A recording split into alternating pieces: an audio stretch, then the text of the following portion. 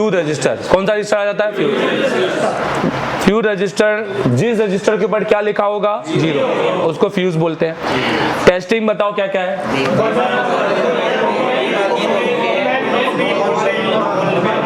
और जंपर मार नहीं सकते, ठीक है। वैल्यू इस पर क्या लिखी होती है? वैल्यू कितनी? 0। कैसे लगे होते हैं? बोले तो एलवीआर, क्योंकि ये लो वैल्यू है, क्योंकि ये बजर बजाते हैं। हेलो, पहले समझ लेते हैं फिर मैं चेक करके दिखाऊंगा। लोकेशन बताओ इसका, रिंगर। अब ध्यान दो, अगर ये पेयर में लगे हैं, चप्पल के जैसे दिख रहे ना, चप्पल एक साथ रखते ना अपन, आजू बाजू तो नहीं रखते ना। हाँ, अगर ये पेयर में लगे हैं तो, और जिस आईसी के बगल में लगे वो रिंगर आईसी होती है। क्या होती है? और अगर ये सिंगल लगे हैं, कैसे लगे?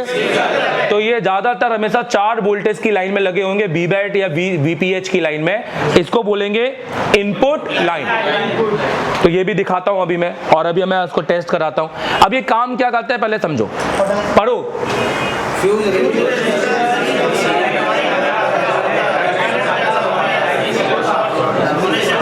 ये सीरीज में प्रोटेक्शन करता है। किस में प्रोटेक्शन करता है?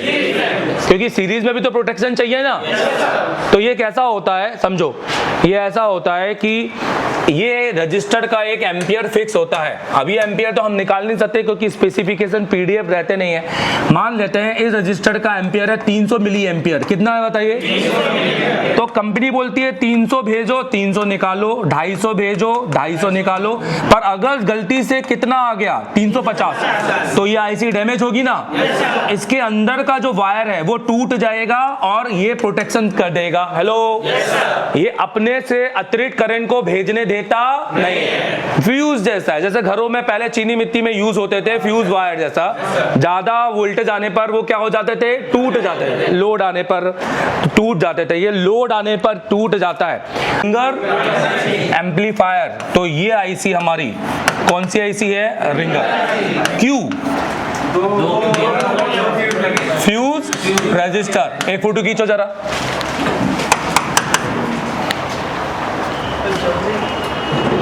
ये भी कॉपी में बनाना, फ्यूज के नीचे ये 2 पेड़ के नीचे एक आईसी बनाना और ये लिखना ये रिंगर आईसी। अभी मैं एक और बोर्ड में दिखाता हूं, देखो इसमें देखो रिंगर आईसी बताओ। मुझे फ्यूज रजिस्टर नहीं ढूंढना, मुझे रिंगर आईसी ढूंढना है। तो मैं ये तो एक सिंगल लगा हुआ है, तो मैंने सिंगल कौन से वोल्टेज कौन सी लाइन पे बोला था? 4। ये आपका वीबैट में ही लगा है, वीपीएच में लगा है। आगे बढ़ते हैं, डबल ढूंढो, डबल, जहां आपको डबल मिले। तो इसका मतलब रिंगर आईसी कहां पे लगी है? हाँ जी। और जो सिंगल होता है, सिंगल वाले बोर्ड में आपका ये देखो, ये आपका इस बोर्ड में हम बात करेंगे, ये सिंगल दिखाई दे रहा है यहाँ पर, ये लाइट सेक्शन में लगा है 4 वोल्टेज की लाइन में। हम इस रजिस्टर को हटा के अगर जंपर मार देंगे तो इस आईसी तक डायरेक्ट लोड हो जाएगा। अभी रजिस्टर से होते हुए जा रहा है, तो वो कह रहा है कि भाई मैं हूं एक ब्रिज के जैसे, मैं सिर्फ एक छोटी छोटी गाड़ियों को जाने दूंगा, बड़ा ट्रक आएगा तो मैं तोड़ दूंगा ब्रिज। तो मैं बिल्कुल जैसा भारत पाकिस्तान के बीच में अगर ब्रिज होगा तो बिल्कुल ऐसा होता है नपा तोला, ना ट्रक जा सकते हैं ना ये जा सकते हैं, एक लिमिटेशन होती है, ज्यादा होगा तो ब्रिज अपने आप ही ब्रोक हो जाएगा। हेलो, ऐसा ही। तो ये रजिस्टर वैसा है, आप इस रजिस्टर को जंपर मार सकते हो सिंगल में, पर डबल में जंपर नहीं मारना। अब इसकी टेस्टिंग देखिए, तो हमें इसको टेस्ट करना है। क्या था टेस्टिंग, इस पे लिखा क्या था? अगर मैं आपको यहाँ पर दिखाऊं, बताओ इस पे क्या लिखा था टेस्टिंग, कौन से मोड पे? मतलब हम इसको बजर मोड पे रख लें। हेलो, और बताओ क्या क्या लिखा हुआ है? बीप आए तो ओके, और नहीं आए तो ओपन, नहीं आए तो ओपन। तो 3 फॉल्ट होते हैं ना, तो ये तो एक फॉल्ट होगा ओपन, और बीप आ रहा है तो शॉर्ट, तो ये तो ओके माना जाएगा। अब बचा कौन सा फॉल्ट? लीकेज। तो लीकेज देखो कैसे चेक करते हैं।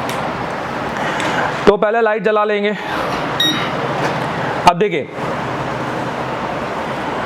दोनों सिरे रखने हैं, कोई भी है इसमें प्लस माइनस होता नहीं है। किसी भी रजिस्टर में प्लस माइनस नहीं होता है, कहीं भी रेड रखो कहीं भी ब्लैक रखो, इसका मतलब पोलैरिटी नहीं है। पोलैरिटी मतलब प्लस माइनस, नॉन पोलर होते हैं सारे के सारे। चलिए देखिए, दो बार बीप आना चाहिए, तो ये थोड़ा ज्यादा देर तक लाइट जलाता है, ठीक है। अब देखिए, अब ध्यान दो, पॉइंट के लेफ्ट साइड, बोलो अगर एक भी आया तो लीकेज है। जीरो मतलब जीरो। हेलो भाई मेरे ये लीकेज हो जाता है तो ये देता है 3-4 ओम्स की रीडिंग। तो बजर दे देगा तो तुम ये बोल लोगे तो सही है, बजर नहीं चेक करना, बजर तो चेक करना ही है। बजर इसलिए क्योंकि अंदर का वायर सही है कि नहीं। अब ये चेक करना है कि उस वायर पर कोई ज्यादा रेजिस्टेंस नहीं बनना चाहिए, क्योंकि अगर वायर पर रेजिस्टेंस बना तो इसका मतलब ये अपना काम करेगा नहीं, ये गर्म होगा। जैसे ही इस पर लोड आएगा ये गर्म होने लग जाएगा। तो ये कैसा पता चलेगा? मल्टीमीटर से। बताओ मुझे फिर से। सर हम बजर मोड पर लगाएंगे और इस पर क्योंकि क्या लिखा हुआ है तो इसकी वैल्यू कितनी आनी चाहिए? अगर इसमें 1 ओम्स भी आ गया तो ये लीकेज है। पर पॉइंट के इधर लेफ्ट साइड, राइट साइड नहीं, क्योंकि मिली ओम्स आ सकता है। हेलो मिली ओम्स आ सकता है, बट उससे पहले क्या चेक कर लेना है? खुद का भी चेक कर लेना है, नहीं तो आप उसको बोल दोगे सर मेरे तो सारे खराब हैं। बताओ ये बिल्कुल ओके है ना? ये आप लोग टेस्ट कर लोगे? कहाँ लगे होते हैं मुझे 2 जगह बताओ। रिंगर में 2 और किसी भी 4 वोल्ट की इनपुट लाइन, ताकि उसका प्रोटेक्शन कर सके। हेलो पीएफओ के पास भी मिलेगा, क्योंकि पीएफओ 2G पीएफओ के अंदर 4 वोल्ट जब हम एंटर करते हैं तो वहां पर भी डाल देते हैं, लाइट आईसी में डाल देते हैं, डिस्प्ले आईसी में डाल देते हैं। तो जहां उनको 4 वोल्टेज देना है वहां उसको सिंगल रख देंगे। हेलो नाम क्या है इसका? नाम क्या है?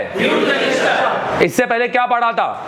नॉर्मल। इससे पहले क्या पढ़ा था? उसमें कुछ भी लिखा होता नहीं, और वो सब जगह लगा होता है। वो HBR भी होता है, अब रिवीजन कर रहे हैं, वो HBR भी होता है, पर ये खाली क्या होता है? LBR, क्योंकि 0 ओम्स का है। हेलो इसको पहले लगा नहीं सकते। अब देखो इसका मैं कूल टेस्टिंग करता हूँ। ये कूल टेस्टिंग है कि सर इसका सीरीज पैरेलल क्या है। सो देखो सीरीज पैरेलल कूल, मतलब जब भी हम रेड को ग्राउंड कर देते हैं तो कूल टेस्टिंग बोलते हैं। क्या बोलते हैं? और जब हम वोल्टेज चेक करते हैं तो हॉट टेस्टिंग बोलते हैं। कूल और हॉट। तो कूल हमेशा बंद फोन में की जाती है ऑफ करके। तो हमने रेड को ग्राउंड पे रख लिया और इंश्योर करने के लिए चेक कर लिया ग्राउंड है। अब हम यहाँ पे चेक करेंगे, बीप नहीं आनी चाहिए। नहीं आ रहा ना यहाँ पर बीप? इसका मतलब ये सीरीज में, इसका मतलब अगर ये बीप आता तो दोनों साइड आता, क्योंकि ये तो ब्रिज जैसा है ना भाई मेरे।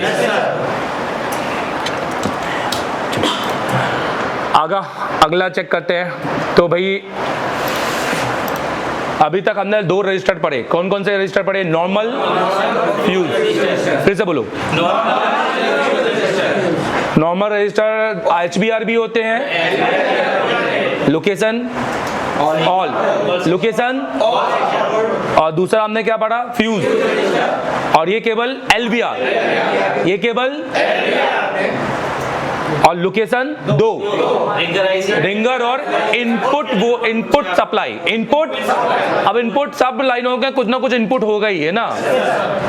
चलो तो ये हमने देखा।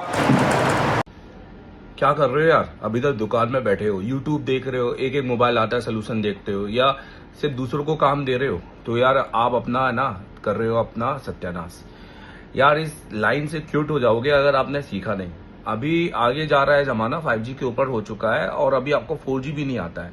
और अगर आपके दिमाग में चल रहा है कि मैं 5G सीखूं, तो वो आपको कभी समझ में आएगा नहीं, क्योंकि जब तक बेस नहीं क्लियर होगा तब तक ये सब समझ में आता नहीं है। दोस्तों आपको सबसे पहले अपना हैंड स्किल मजबूत करना है, उसके बाद सर्किट सीखना है, तब जाके फिर आपकी UFS प्रोग्रामिंग ये समझ में आएगी। इसलिए ये सारा स्टेप एक इंस्टीट्यूट से ही सीख सकते हो, किसी दुकान पर बैठ के नहीं। तो अपना टाइम बर्बाद मत करो दुकान पर, अभी कभी कॉल करो MD सर को और जुड़ो ये इंडिया के सबसे best institute, discipline, most discipline institute, most educated teacher institute से, एसर टेलीकॉम, और पढ़ो मुझसे एक्सपीरियंस टीचिंग के साथ। मैं बनाऊंगा आपको टेक्नीशियन और टीचर भी। हेलो आए दोस्तों, अगर आईसी लगाना नहीं आती है और बोर्ड पे काम नहीं आता है तो पहले तो ऑफलाइन आओ एसर टेलीकॉम में, अभी कॉल करो MD सर को और ये सारी डिटेलिंग क्लास में सीखो, मजा आएगा। और आपको हम बनाएंगे सीपीयू मास्टर गारंटी से। 14 दिन में सीपीयू मेमसी पावर सब निकाल के लगा के बैठोगे और डेली करोगे। उसके बाद डेली, बाकी इंस्टीट्यूट जैसा नहीं कि खाली सिर्फ टीचर की शक्ल देखोगे या टीचर को काम करते हुए देखोगे, डेली करोगे, ठीक है।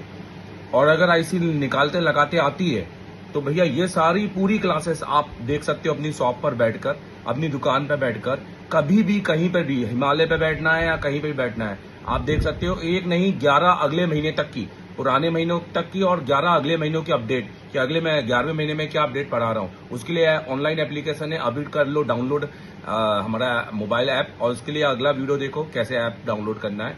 और अगर आईसी लगाना नहीं आती है तो अभी ज्वाइन करो, कॉल करो एसआर टेलीकॉम, और ऐसे ऐसे सोल्यूशन दूंगा, और ऐसे ऐसे सोल्यूशन दूंगा कि दिमाग हिल जाएगा।